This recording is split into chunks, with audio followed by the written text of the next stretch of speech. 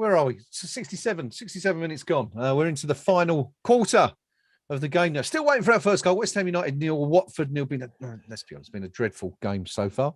Pinky, is this a problem at West Ham now? Is this something, we've always as supporters rallied against it, haven't we? Cheating or diving. Is this a real issue? Yes. Well, we'll come back to it because it looks like we've got something to cheer at last. No. Yeah.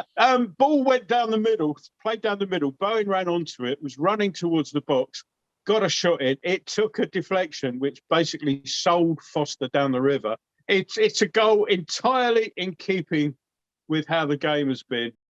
The final whistle has blown at the London Olympic Stadium. It has finished. West Ham United 1, Watford 0, 3 priceless points for the Hammers as we push towards the final third of the season. A win that could very well push us back up into fourth spot, depending on how it goes at Turf Moor against between Burnley and Manchester United. 1-1 as we speak in that game. West Ham currently above Manchester United. The Watford players, we're seeing them on the pitch now, all down on the ground, absolutely distraught at having lost. West Ham happy, but wasn't the greatest performance by far, Gnome, was it? Should we be happy at just managing to eke out a 1-0 win against a very, very poor Watford side?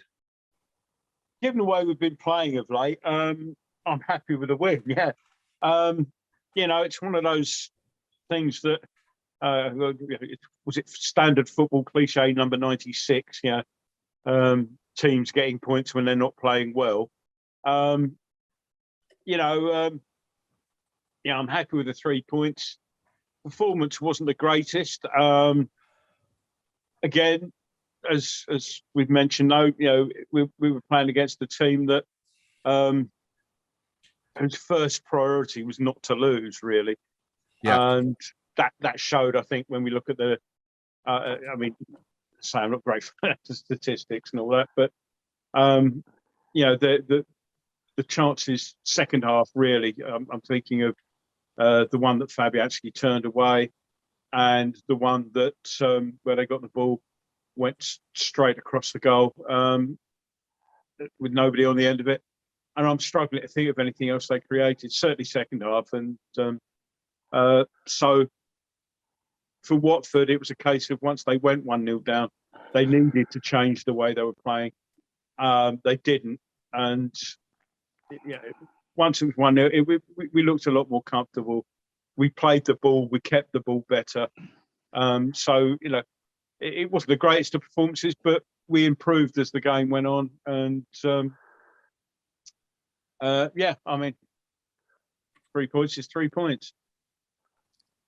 One of those, isn't it, really? Yeah, a win's a win. And, it's just you take it any way they come on a night like tonight. Nick, the only goal of the game coming after 68 minutes from Jarrod Bowen, always the most likely to, it seemed, on the night. But is that a game that you were sitting through thinking, well, it was kind of reminded me of Saturday's game a little bit. You kind of felt that the goal was never going to come, and fortunately we managed to just scrape through at the end. Is that how you saw it? I didn't see Saturday's game. I was pounding around the Medway towns in a bus, sadly, but I just couldn't get up for this. I was watching it. I had no enthusiasm. I couldn't focus on it. And we won the game, and it don't feel like a win, does it? I don't know. Maybe it's just me, but it doesn't feel like a win whatsoever. We've got 3 points on the ball, but it's just all meh. Maybe it's just me. Maybe I'm tired. Maybe I'm still grumpy about a club's name being dragged through on the wrong side of the newspapers today. But I couldn't really get excited. Still not excited. We've got 3 points here, and I don't know. Maybe it's just me being a cynical old git. Well, I kind of get what you're saying. It does feel a bit like that, and it's it was.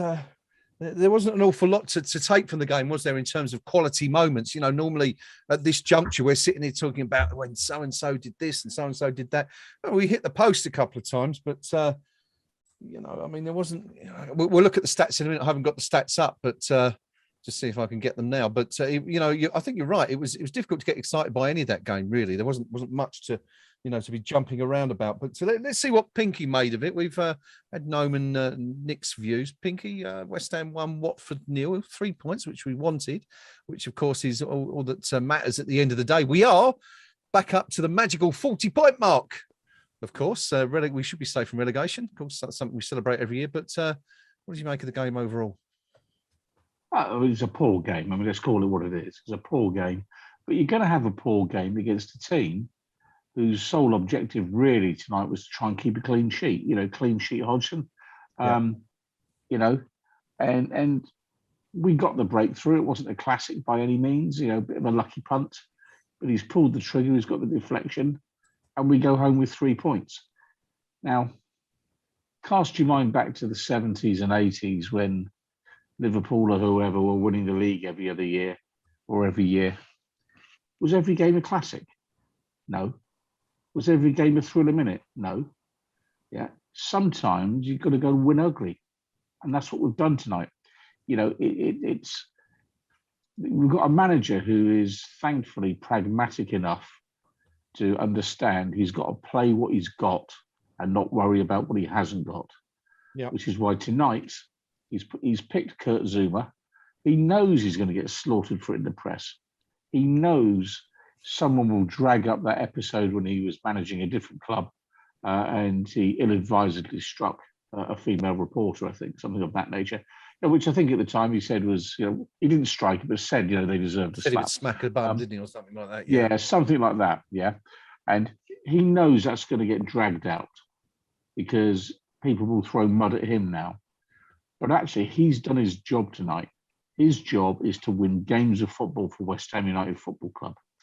And, at the end of the day, if that was the win that won us the league, how many of us would say, I'm not having my picture taken with the league trophy? Not one of us. We'd all say, yeah, well, we'll gloss over that. And that's what professional football does. Yeah. He's done what he needed to do. The team did what they needed to do.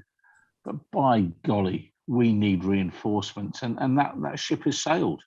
And, when you're struggling to beat Watford at home, when you're fifth at the start of the evening, it doesn't bode well for when better teams rock up. And let's not forget we've just had the best part of a fortnight off, before the cup game.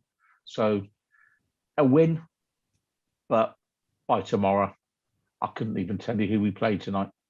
Mm-hmm. Yeah, it definitely felt a bit like that, didn't it? Let's have just going to take a quick dive into the KUMB Forum match register to see what a few of our fellow Hammers fans made of the game. Bubbles Fortuna says, like we said ourselves many times before, when in Watford's position, playing for a draw rarely works, commenting on Roy Hodgson's tactical approach to that game there. Of course, Watford have only conceded 1 goal in the last 2 games now, following their draw at Burnley. So I guess that would be something of a success for Hodgson, given how many goals they were leaking prior to his arrival at the club. Samba says, well, this is something we're going to be coming back to, of course, and also asking for your comments in the live chat. Samba saying, for what it's worth, I think it was right to play Zouma. David Moyes was put in an extremely difficult position, as Pinky, of course, has alluded to momentarily a few moments ago. And now Zouma needs to make a massive donation to cat charities and go on some kind of educational course. Burnley Hammer says, we started to play a few more forward balls centrally when Lanzini came on, which is what was needed. We got a bit bogged down sometimes with our insistence on building up play along the wings, and it makes us a lot more predictable and easier to defend against. If anyone saw that heat map that I posted on the forum earlier this afternoon, you will see exactly just how we've come to rely on that over the season. Very interesting heat maps of every single Premier League team this season. And showing where they win and lose possession on the pitch. It's on the KUMB.com forum front page, general discussion, if you want to have a look at that. Profit Marginal says, back to the 50% win rate. United slip up at Turf Moor 2. Lucky us. Ozza saying, I called 1-0 attritional football, saying that I thought Zui would get us through. And finally, for the moment, Danny Boy DJL says, Bowen is carrying us at the moment. We seem to have lost 20% all over the pitch, but Bowen is just getting better and better. A bit harsh perhaps on Declan Rice, that one. But no, it's fair to say, isn't it, that, without Bowen and Rice, we'd be struggling at the moment. Yeah. Basically, between them, we're sort of the 2 best players on the pitch. Apart from the goal, I'd have given Bowen man of the match because he seemed to be the one spark that we had. So he seemed freshest Yeah, a lot fresher than Antonio, helped by not having flown, what was it, said 11,000 miles in the last couple of weeks or so. And yeah, I had a feeling, as it was going through, that Bowen was going to be the catalyst for any goal we got, and he was unlucky not to make it, double his tally there. Took a fantastic save from Foster to keep that down. So, yes, yeah, I mean, it was the one player looked like, with Rice. I mean, it's telling, I think, that the ball to Bowen came from Rice. It was a nice little ball through the middle from Rice, which basically, take those. That's why I was very concerned when Rice got caught and went down there for a minute or two, because he's not the sort of player who goes down unless he's in pain. And when you see that happen, it's good. Yeah. Mm-hmm. So I think they just about showed a goal here again now. And it wasn't Rice, actually. Having said that, it was Lanzini. So there you go. It was Lanzini sort of played the ball. It was where you expect Rice to be. So, but I mean, the thing is that Bowen's looking up and he's immediately running at them. We didn't see enough players. I mean, okay, the way Watford were sort of pressing, there wasn't often an occasion where you had the space to run at players. But when we did, Watford really didn't know what to do. And as I say, they backed off him.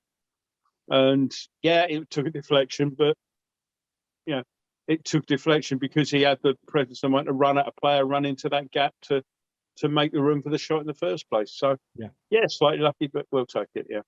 Okay, good stuff. Those match stats for you that I promised you a few moments ago. Final match stats: West Ham 64% possession, Watford 36%. West Ham 9 shots, only 3 on target.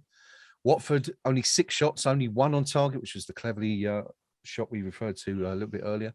5 corners to West Ham, 6 to Watford. West Ham only committing 1 foul in the entire game, which is that's been very, very unusual. Watford committing 6. The highlights of the game really, the 2 efforts that hit the post from West Ham, that save from Cleverley and Bowen's goal.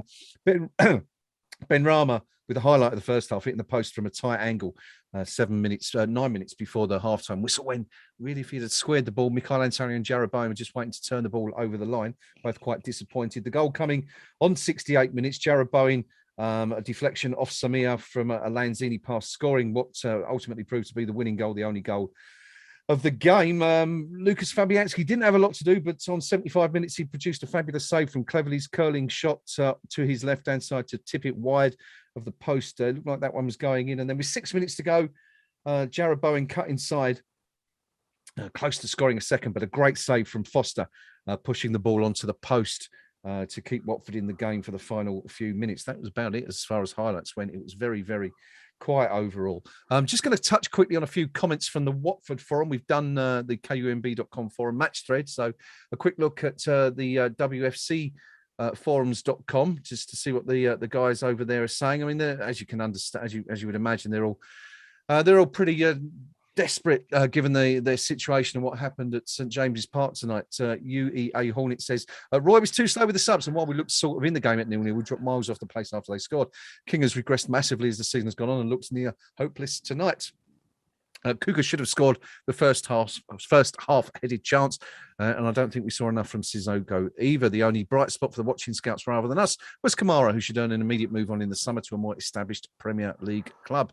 WFC Sinatra says Roy's got us doing the bare minimum expected well over the last 2 games. Effort, fight, desire, organisation. And he deserves credit for that because Watford don't always deliver the bare minimum. This same West Ham team beat us 4-1 just over a month ago. Yet the players are just short of the required quality to stay in this division. Newcastle signing, meanwhile, looks to have made an immediate difference, but we simply don't have enough. 9 losses out of 11. Utterly depressing stuff despite the small increase in performance and attitude. And that's really... just the overriding emotion there, as you can understand. Watford pretty disappointed with the defeat and not much to go on from what they've seen. Right, let's get this one out of the way. Kurt Zouma, I think it's fair to say none of us were expecting to see him in the starting lineup tonight, Nick. Big gamble from David Moyes, and I'm sure there'll be repercussions. A lot of people saying that they've had it with the team, and maybe a bit of an overreaction from social media, but a lot of people were very, very disappointed to see Zouma play. Did the risk come off tonight? Did it pay off? From a footballing perspective, yes. And I fully take on board Pinky's assessment that it's David Moyes' job to win football matches, and that we should. And I understand his point, but don't necessarily agree with him when he says about how we hold footballers and stuff in higher regard than the normal people. Well, they're role models. They're, regardless whether we like it or not, children, the thing, and young people do look up to these players, and you see it on Sunday football, as you've mentioned yourself. They copy, they do the diving about, they do the throwing at the arms to the ref, and people are influenced by what footballers do. What he did, I've made it clear on the forums today. I totally disagree with what he did. I don't really want to see him playing for us again. I will never warm to him. I think even just to take the heat out of the situation, Moyes should have left him out. Yep. I think that would have been the right thing to do, just for our reputation as a club. Take the heat out of it, try and diffuse it. But now it's just given the entire world a bit more ammunition now that, like, we sort of don't really care. That's how it's going to come across. And, I've lived through some dark times at the club with the Tevez affair and whatnot. And now this. I don't like seeing West Ham's name dragged through the mud. We've got poor owners that people think we only shout about when we're winning. Losing, sorry. And we used to be people, and I think West Ham's image is important. I've always, up until recently, up until the Tevez affair, I've always quite liked the moniker of everybody's second club. We were seen as this club that was a decent club. And since Tevez, Golden Sullivan, and now this, it just seems that our reputation in the football world has gone down, and right. It's just something else. It's like, oh, what, really? And the rumours are circulating on social media that the video's old. He was actually playing for Chelsea when he did it, so on and so forth. But that doesn't matter. He ain't a Chelsea player now. That's irrelevant. And I understand the outrage. Some of it has been. I've tried on the. I know you went to bring it up during the game. I've tried on the thread to keep a level head and to be balanced, because from both sides of the argument, there's a lot of what ifs and what abouteries, some nasty stuff coming. We don't go wish him leg breakers and stuff like that. But don't wish him. I don't wish him ill. I don't wish him to end his career and never play the game again. Yeah. I just don't want him associated with us anymore. It's simple as that. I would have sat on my hands if he'd scored a goal tonight, and I'll sit on my hands again. And if people think that's silly, I just find it abhorrent what he did. It wasn't an accident. He never lashed out. Do you not think that everybody's entitled to make a mistake and to be given a second chance?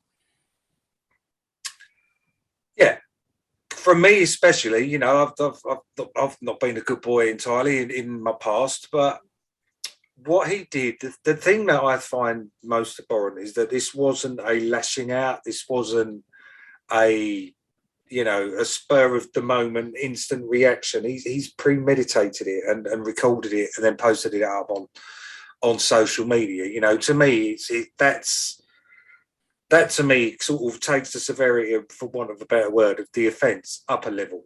Right. The fact that it isn't. We've sometimes done it. I've not kicked it or anything, but there have times when the cat's got in my way and I've been off, kind of thing, and you can kind of understand that. But it was the premeditated thing of it, and also getting his children involved as well, which again, it's the mitigating circumstance or the aggravating circumstances of it, which leaves a really, really bitter taste in my mouth. Which, I don't want him in our shirt again. All right, that's fair enough. I guess the other point, of course, is that it wasn't Kurt himself that posted the video. I mean, of course, that doesn't excuse what he did in any way at all. But we don't know. As you say, I would imagine it's fairly new, because it would seem a strange thing for his brother to post it. It was a very old video, wouldn't it? But it's, you know, I guess we like to think as a civilized society, we always give people a second opportunity. Everyone, as you rightly say, everyone errs on occasions. We've all made mistakes in life. I think we look back and regret greatly. But it's interesting, this one, how it's come across. I think because of the circumstances, because it's an animal involved. You know, I mean, so many examples were raised, weren't they, on the thread this afternoon? The thing about people were talking about eating meat and stuff like that, and then of course the Hartson incident, as Pinky referred to, there's a lot of whataboutery going on in the situation. But it'll be interesting to see what happens, because there's an awful lot of this. I think you see this now. Social media's got a lot to answer for, where a lot of people in the public eye are condemned when they make a mistake, and there doesn't seem to be any opportunity for them to to show remorse and come back and prove themselves to be a better person. But it's an interesting one nonetheless. No, let me ask you, come back to the original question. Do you think that was a gamble worth paying, given that we've taken the 3 points tonight? Or do you think David Moyes is going to, face an awful lot of stick, or both, I guess, could be true? Well, he's going to get stick, isn't he? And I'll just reiterate what I said at the top of the programme, or what I call it, is that I'm kind of very sort of a bit out of the loop, because I haven't seen the video. I didn't know it existed until quite late last night. So I'm and what with the situation with my dad being in hospital and work, trying to sort of juggle those, I've really been sort of not following the story today. I mean, what I will say is that whilst I can understand some of the reactions, Pinky has got a valid point, and then it's just a valid also point in general about any sort of debate where the world suddenly started referring to this concept of whataboutery, as if just by raising that instantly negates any argument that raising a point might have. Now, yeah, I think that kind of stifles debate, particularly where it will expose a bit of hypocrisy, perhaps. And I mean, the classic example of that is you quoted earlier on Chris Packham's rant.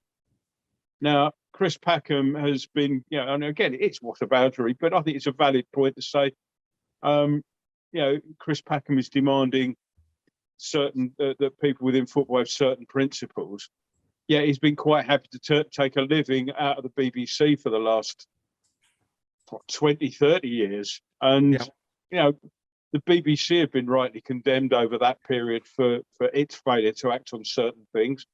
Why is nobody, if I were to say to him, well, why didn't you take your, loosely word, talent elsewhere? If you're that upset about, on our case, you're upset about animals. Yeah, we know you're the animal guy, but what your employers have done to human beings indirectly, that is whataboutery. But I think that's a valid point. Okay.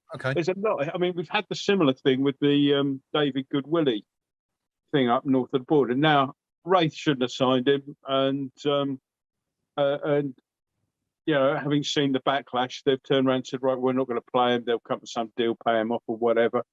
And now that authoress Val McDermott came up with, withdrew a club sponsorship. Again, fair enough. I've got no problem with that. It's then she starts demanding that there be some sort of regulator to ensure that professional footballers are of sufficient character to play the game. Yeah. And I'm thinking, well, isn't that just taking a little bit too far? I mean, No. if professional footballers have to satisfy a sort of fit and proper sort of Boy Scout badge to play the game, then what about other professions? What about authors? I don't think loads of authors who, been coked up and drunk over the years and all that, but should people not be allowed to write if they're not of sufficient character? Website hosts, dustmen, it's it's football is quite easy to make a, and I do get the idea about role models, yeah, but Can I just step in? Yeah. You know, you're saying about, you know, you're coming out of all these sort of professions, but for a lot of professions, for a lot of jobs, you won't get employed if you've got a criminal record or if you've got unspent convictions. It's the Rehabilitation of Offenders Act. yeah, sure. Why should football be any different? You try and get a job somewhere if you have actually got a conviction for say rape or sexual assault or whatever. When if you fail that DBS check, you're not getting into employment, and you're very, very limited to what you can do. So why should that? Personally, I think because of the fact that children look up to footballers and things like that, I think that there should be a standard with footballers. It might maybe put an end to this, because you and me, there are certain jobs we would not be able to do with a criminal record. It's as simple as that. But the only way a footballer's not going to get a job with a criminal record is by the example of the lady, whose name escapes me, even though you said it, in Scotland, you know.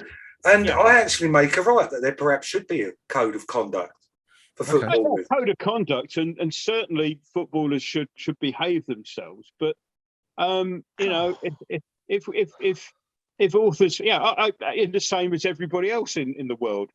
But you know, if we had the same, you know, if you're going to stand up and say and point the finger at a particular profession, particular thing, then you know, there are plenty of authors out there who wouldn't pass that test. No, but then you have the choice as because some football's emotive, isn't it? Yeah, sure. And not many people would look up to authors. And if you look at the end of the day, when you take into account people like just like Gary Glitter, for example, he's now a convicted sex offender. Nobody will go out and buy his records. Same as an author, if he's been done, you're not going to go out and buy his books and stuff like that. Some people will, fair enough, but that's individual choice.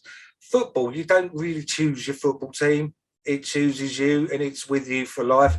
Whereas things like music and books and whatever, you know, when it comes up of somebody's done something heinous, you won't get it. People have dumped their Gary Glitter record. I mean, it's the same.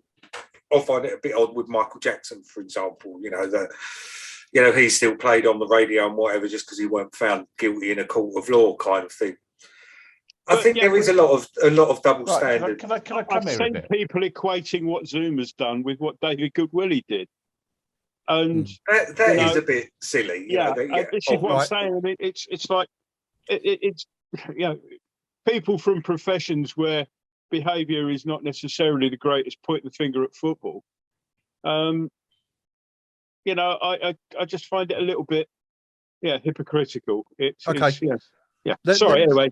No, that's fine. Thanks. No, I just want to bring Pinky in because it's an interesting debate. I feel we might be veering off the main route a little bit, but just coming back to tonight, Pinky. You know, the question was, did the gamble pay off for David Moyes tonight? And on reflection, do you think he'll think he did the right thing? Yeah, because David Moyes' job is to pick a team that can win a game of football. Period. That's it. He is not the nation's moral guardian. And just coming on to this whole concept of footballers being role models, I completely disagree. A role model that I would want my children, if I had any to look up to, would be a doctor, a nurse. They're role models. Good jobs, serve society.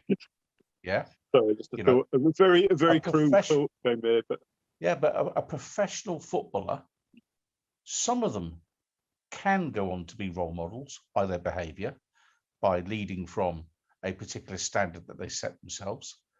But to actually expect the entire profession to be role models, I disagree.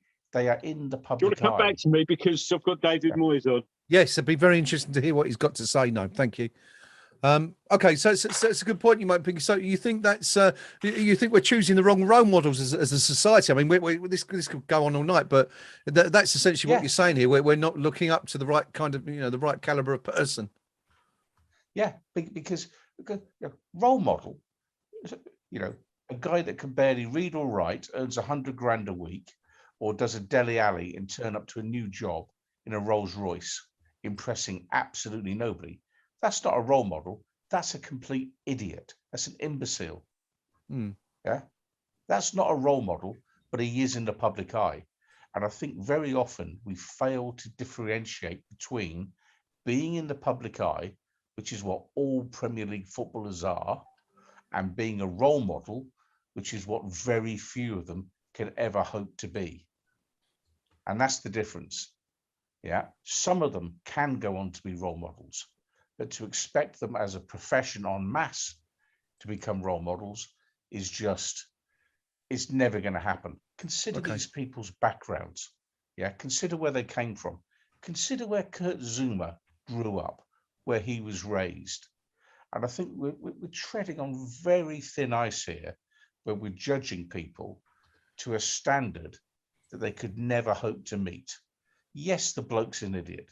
Yes, the bloke has done something unbelievably cruel. But do you know what? I'd never, ever in a million years have held Kurt Zouma up as a role model for anyone that I know. Not a chance. Okay, all right. That's a Slight fair point. aside, what I've just seen on Twitter from Experience Kissing Me, one of our club sponsors, and this is there where it starts to get a bit foggy. It was disheartening to learn that the player Kurt Zouma was part of the starting lineup in West Ham United's game tonight. As we wait for further information from West Ham United, we will be evaluating our relationship and sponsorship with the club. So this may have further ramifications. Straight back to them. I urge every West Ham United supporter to boycott that company with immediate effect. Because do you know what? Yeah, they haven't even heard the players' side of the story yet. They haven't had the facts established, yet they're already talking about being judge, jury, and essentially executioner. Yeah. And it's a dangerous road we're going down because, do you know He's what? admitted to doing it though. That's again, that's another big. I'm not disputing that, Nick. I'm not disputing that. But we're a really rocky road here, whereby, club sponsors are determining things like that. Tell you what, let's investigate the background of the chief executive officer of that particular company. Let's investigate and see what skeletons he or she may have in their cabinet. Yeah, because they won't be kitchen clean either. And I just think people just need to take a step back, put a bit of perspective in this and say, what the individual has done is wrong, on the face of what we know, but let's keep it in perspective. Okay. I actually haven't heard anyone mention a word about how the cat is today. Well, that's true. That's true. I mean, there was talk of it being taken out, wasn't it? But we'll see what happens to that. David Moyes, as we know, is talking to to BT. I'm just seeing a couple of comments fly past on social media on Twitter, but I'll leave Gnome to sum up the best of those. I mean, he has, of course, as you would expect, been asked about the situation. But before we do that, I mean, the tone has already been set, I think. And I think this is regardless of the results tonight. I mean, we've got Andy Dunn writing for the Mirror saying, I mean, and I get the feeling that this was pre-written. And he's or at least half of his report was pre-written, because he leads with the Zouma selection shames West Ham and adds to the Premier League's moral wasteland. So I'm sure there'll be plenty of that to come. Let's see what David Moyes has had to say. Gnome's been listening into BT Sports. I'll come to that in a minute, but Moyes' comments then.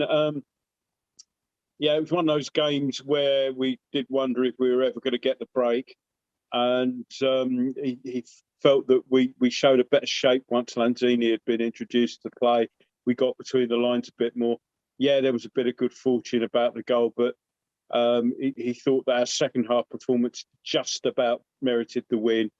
And he pointed out that we could have been 2-0 but for a fine save. He equally pointed out that it could have been 1-1 but for a fine save from Lanzini.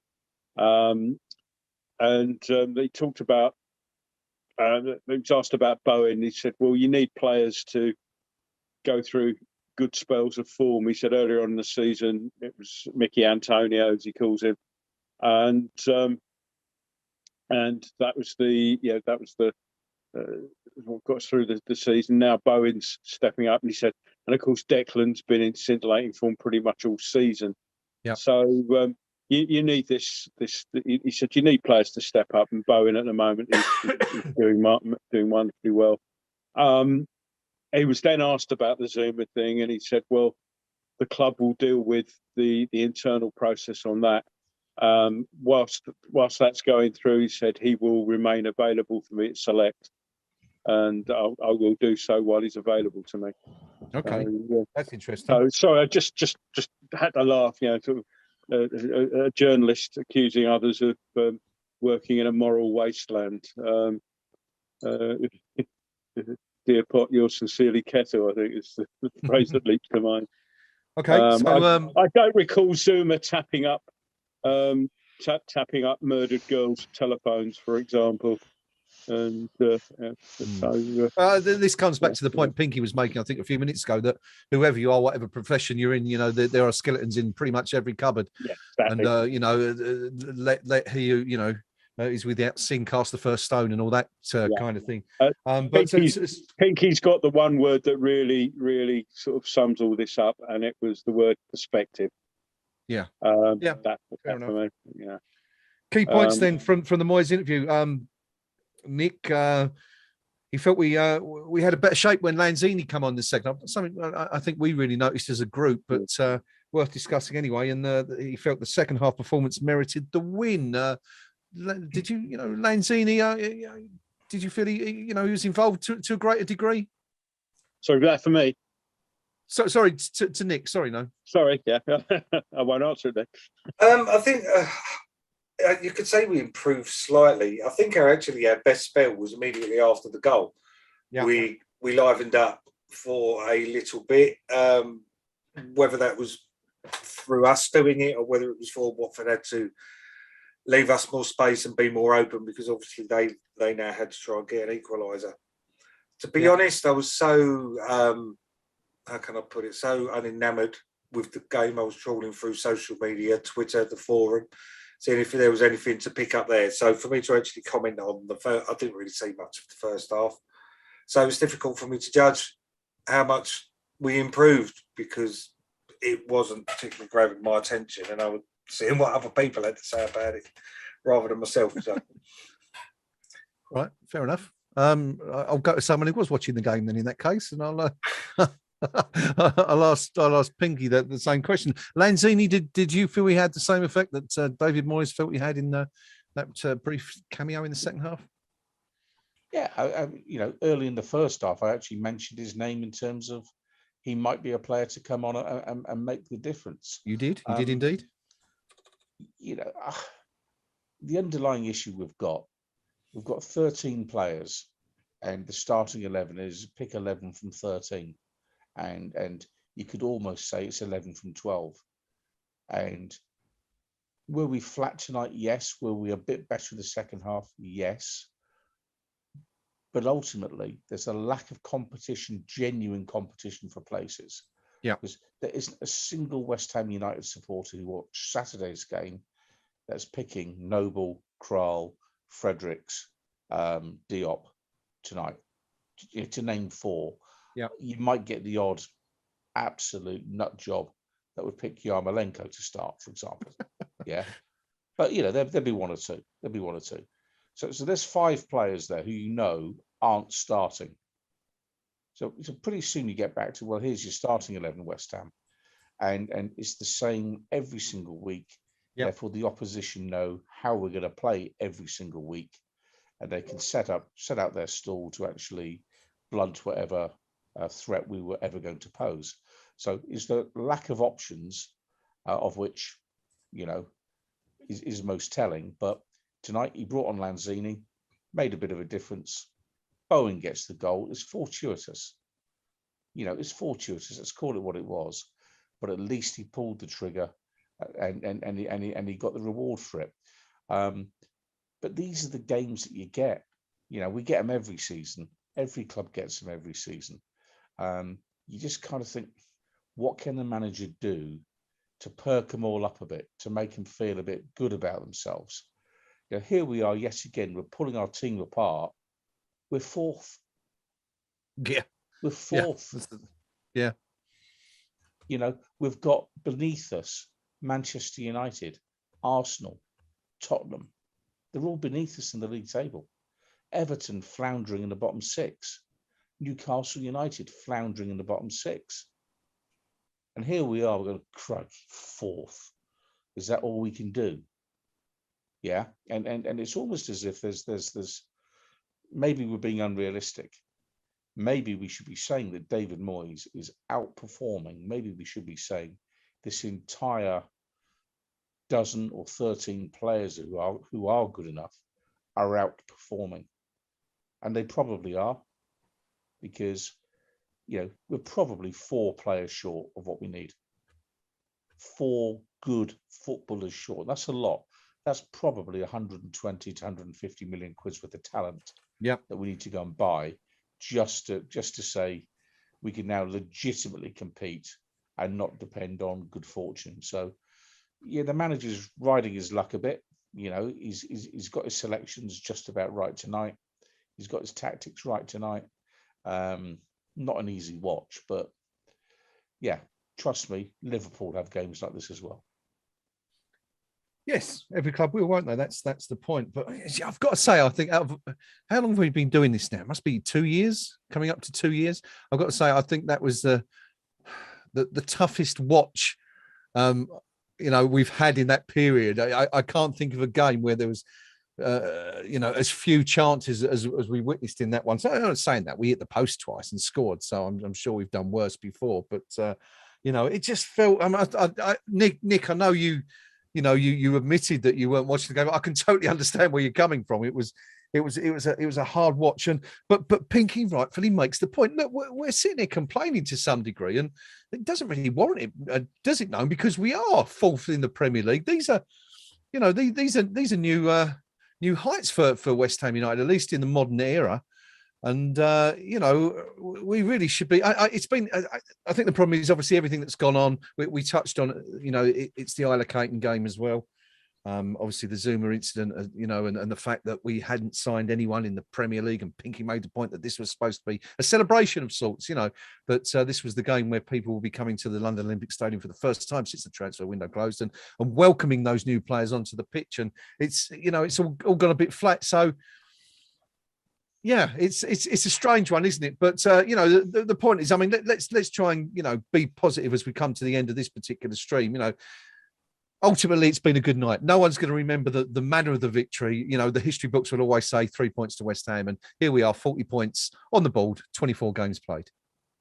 Yeah, I can't get. I'm going to sound really harsh here, but I can't get excited about this fourth place, because I've got a table here. I'm looking at the table now, and we've got clubs below us that have got 4 games in hand over us, and they're only 4 points behind us. We've got clubs that with 3 games behind, 3 games in hand that are 6 points behind us. Again, 3 points, 3 games in hand, 4 points behind us. I think, as nice as it is to look at the table right now in 4th place, I feel it's a false position. Moyes said the other week, didn't he? I'd rather have the games played and the points on the board. Well, we've had the opportunity whilst these other teams haven't been playing. Yeah. To extend, and we haven't. We've had some pretty cheap defeats, really, and it is a false equivalency. Wolves, Tottenham, Arsenal, Man United. I know they can't all win their games in hand. Some of them have to play each other, but nonetheless, we could find that if results went their way, come the time we're all on equal games, that we're going to be below the lot of them. Which to me will be a disappointing season, considering how well we started, and the fact, and it goes back to January. It does go back to January. The fact that we were coming off the boil before Christmas, we needed some fresh blood and legs, just to not so much even consolidate where we are, but try to not drop down the table. We can only do what we've got to do, and we've done nothing. And I think come the end of the season, I don't want to be proved wrong. I'll take no pleasure in it if we do end up finishing 8th or whatever. I think we've missed an opportunity. We have missed an opportunity, especially when we've still got to play Arsenal and we've still got to play Tottenham as well. And on current form, I think they're going to slaughter us, to be honest. I don't know. I'm not It's so going to sure. be embarrassing. I think, for me, this comes back to what happened at the weekend. We saw West Ham play to the strengths of the opposition, and we've all been there over the years. We've all seen it time and time again, right? We'll lose to a Mansfield or a Barnsley or a Torquay, and then the following week we'll come back and beat a Liverpool or a Manchester United. It's just the way West Ham go. There's no rationality to it, but it's always been there, and I expect it to be that way until I shuffle off this mortal coil, at least, Yes. and probably long beyond that. But and the point is, I kind of agree with Moyes on this, and Gnome, I'll come to you on this one because you've been waiting patiently to come in. But I'm also one for having the points on the ball rather than the games in hand. Yes, Tottenham might be 4 points behind us with 4 games in hand, Wolves 6 points behind with 3 games in hand, but you can bet your bottom dollar not all of those sides are going to win those games, and we're still going to be there or thereabouts come the end of the season, I think. No, what do you think about this whole debate about, are you one for having the points on the table rather than the games in hand? Don't get the option, do you? It's not like you can say, okay, we'll get to February, we'll have played these games, and that's how many. You kind of prefer whatever one you've got. Yeah. So there'll be Tottenham supporters, well, the few of them that can actually count, will be saying, "Oh, I'd much rather be in our position because we'll sail past you." Well, fine, good luck to you, sort of thing. But I'll just sort of refer you back to what I've said a million times on these things. It's we are where we are. Let's just sit back and enjoy it. Fourth is. I'd rather have some time in 4th position during the season. And if the end of the day we get the end of the season, we're not in 4th anymore. Well. We'll moan about how well or whatever the circumstances are that brought that about then. But we can only, the best we can be at the moment is 4th position. So I'll settle for that. But I'm not gonna get excited and start sort of start saying that we're quote massive in an unironic way. And shall we say? You've got to be happy with being in 4th place because given the events of the last 6 weeks or so, the way we've been playing, that's the best place we get. After tonight, 4th position is the best place we could have been in. And even then, we required Burnley to do us a favour, but they did. So, well done, Burnley. Cheers. Look at Moisey. Above him, only Klopp, Tuchel, and Guardiola. I take the point about clubs with games in hand and they can go past us and all the rest of it. Sure, they can if they win those games. I take the point about missed opportunities, what with Newcastle going to be money bags and all of that. But let's not kid ourselves. For most of the last decade, most of it, certainly 10, 15 years, we've been looking over our shoulders at this stage of the season going, who's the last 3 games? Who have we got in the running? Yeah. We're not doing that this time around. Yes, it's feeling flat because I don't think any of us believe we've got quite enough to sustain it. Yeah. And it's going to be a classic, nearly reaching the sky. Mm-hmm. We should have a song about it. Maybe someone could think of one. Yeah. This is West Ham. This is what we do. This is who we are. But I'd rather be 4th than 4th bottom.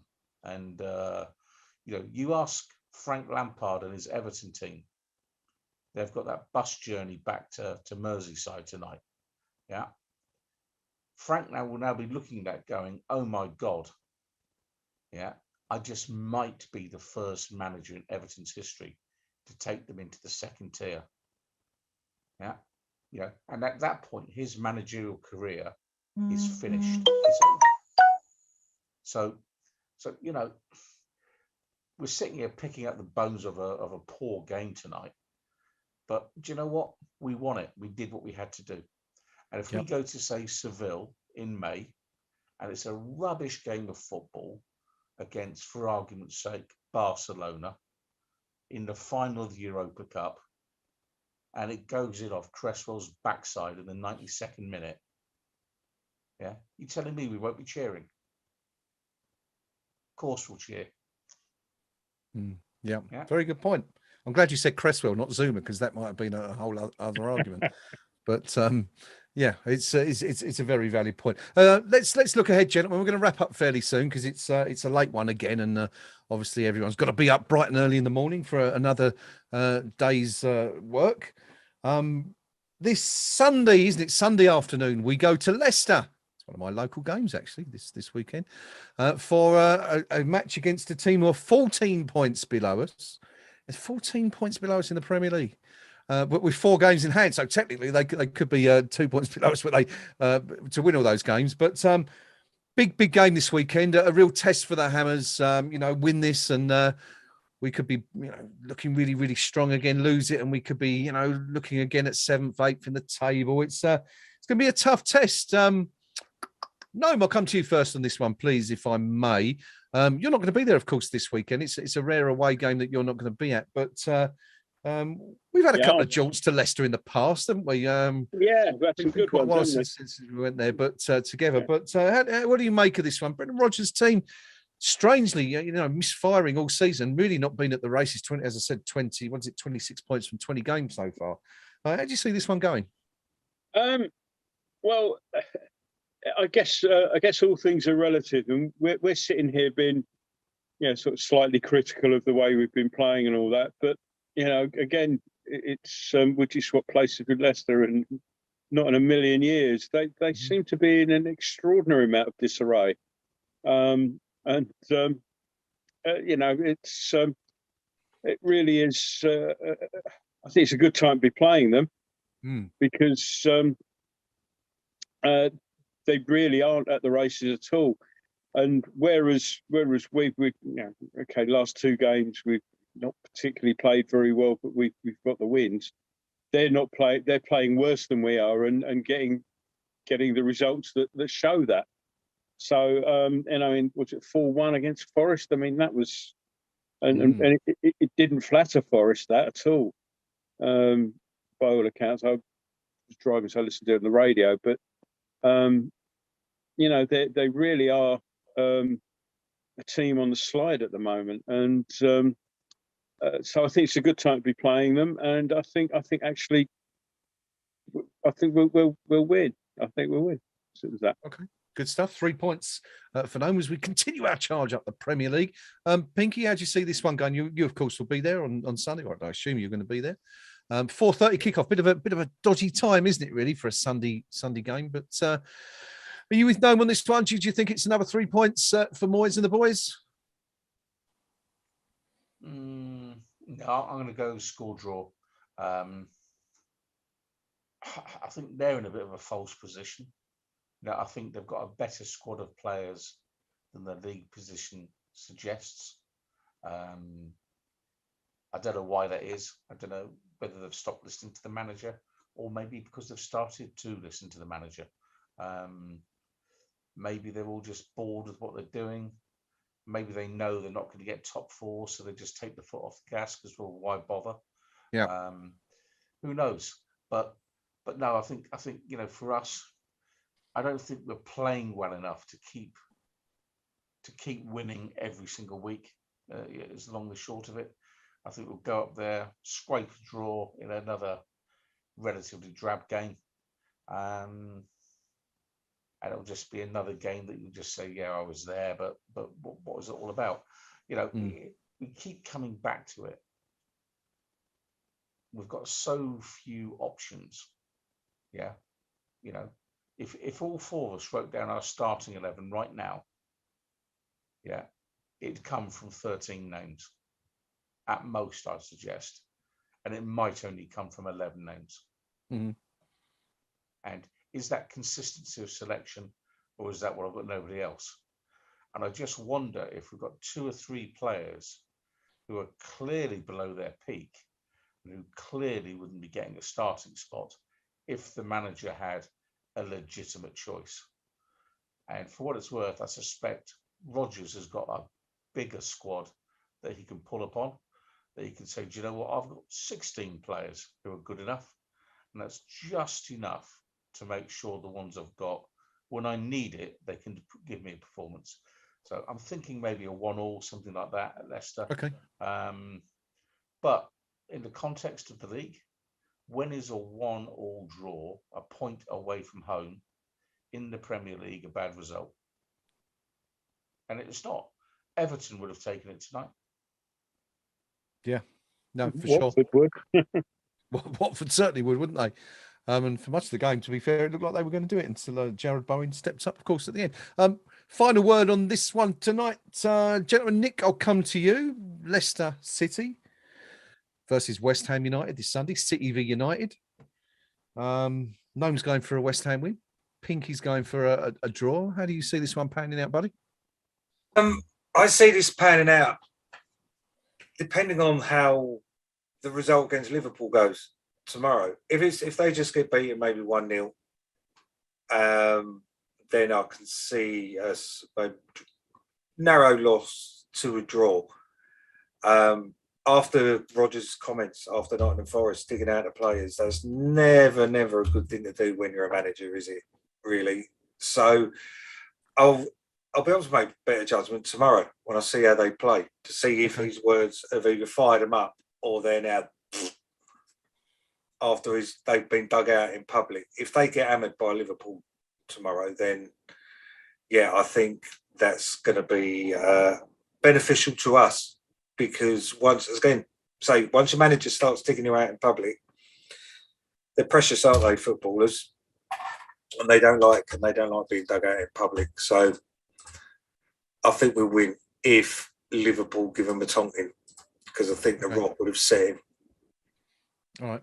It's interesting that it kind of takes us back to where we started, I guess, talking about managers digging their players out, the whole Zouma argument, doesn't it, with David Moyes? We've kind of come full circle in a way over the course of the show. Well, we're going to leave it there anyway, gentlemen. It's been a long and interesting night. Not the greatest game of football or advert for the game we've ever seen, but as we've pointed out, the most important fact this evening is that West Ham have taken 3 more precious Premier League points. We are now on 40 points. We're still a little bit massive, maybe not as massive as we were 4 or 5 weeks ago, but we're still there, hanging on to the coattails of the top 3 in 4th place in the Premier League this evening. And as we said, off to Leicester this weekend against a team that are misfiring badly, and another good opportunity for the Hammers to add some more points to that tally. I'd just like to finish up by saying thank you to my fellow Eyes Up Mother Brown team members this evening, to Gnome, to Pinky, and to Nick. Thank you, gentlemen, for joining us. Of course, if you want to chat to us more, we'll be on the forum. Probably later on tonight. I will be anyway. Don't know about the other guys. And throughout the week, you can catch us on the KUMB.com forum. Nick probably be going straight back to the Kurt Zouma thread to have it out. No, I'm going to bed now. As he's been doing a sterling job all day, moderating the arguments on there. But also thank you to all of you for joining us on the live stream. As always, we'd love to read your comments and get you involved on the stream. Do join us on the KUMB forum. Come over. Podcast coming out soon. There'll be a new one from Jack and Callum and Wilco, Chris as well. We'll have links for you on KUMB for that one. But probably no stream for us on Sunday, because I'll be making a rare appearance at the King Power Stadium this weekend, unless perhaps Rio and Gnome want to take up the reins. We'll see. We'll have a chat anyway off air. It's and a possibility, but much depends on Dad's position. Exactly. So I'll be watching it on the television. This is why I'm not actually going, because I won't be at any live football until my dad's out of hospital. Just because it doesn't feel right that I'm enjoying myself while he's stuck in there anyway. But mainly because if I'm needed at short notice, I'm here and I can get down there quickly from here. So I'll be down in Hampshire, but I'll know a little bit more nearer the time as things progress. All right, buddy. As I said, love and best wishes from everybody Cheers, thank you. on the team, and I'm sure everybody on the live stream, and would extend those wishes through everybody. And we wish Gnome Senior well and a speedy recovery. If he is out, he won't be ironing. Yes, for those of you that didn't see the stream, Gnome Senior was last seen ironing behind Gnome a few weeks. What game was that? You were down there. You were down on the south coast. I can't remember now. It was. I had Jeff sat next to me. That's right. And jumping up and down. And behind the sofa is where Dad sets up the ironing board to do the ironing. And he came, walked in, set up the ironing board, and watched the football doing the ironing from behind me. Amazing scenes. Amazing scenes. First for football podcasting. Something you certainly don't get anywhere else. That's it from us tonight. Thank you, everybody, for joining us. We'll see you all very soon. We're here in the offices of a Late Late Show with the host of a Late Late Show, James Corden. Hi. Big West Ham fan. Yes. And big knees up Mother Brown man. Yeah.